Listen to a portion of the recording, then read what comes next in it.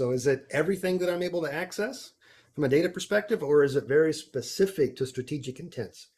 I would suggest that you get as much data as you can, and here's why. With a managed service provider, that's that bit in the middle here, you can provide contextual access to the data that each service provider needs and nothing more, right? So as the managed service provider, you have all of the data that needs to be shared. And I'm going to talk about that in a second. What does needs to be shared mean? But as a managed service provider, again, internal or external, third party, doesn't matter. They hold the keys to this data kingdom.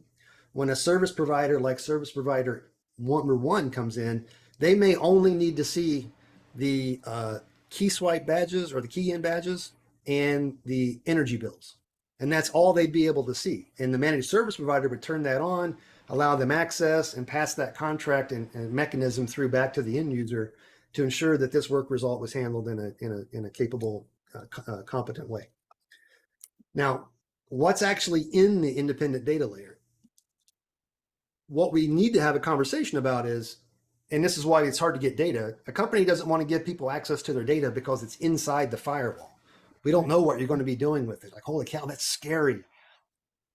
Data lake is basically as much data as they think you might need, but it's okay to share, right? So someone's already kind of went through it and go, it's mostly public data anyway, so I'll give them a data lake.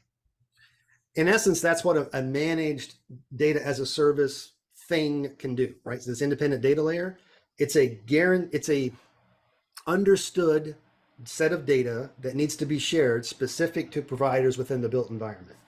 It's not public data by any means. There's an area in an enterprise design called a DMZ zone, demilitarized zone, or a gray zone. So it's not on the enterprise side. It's not on the internet side where it's public.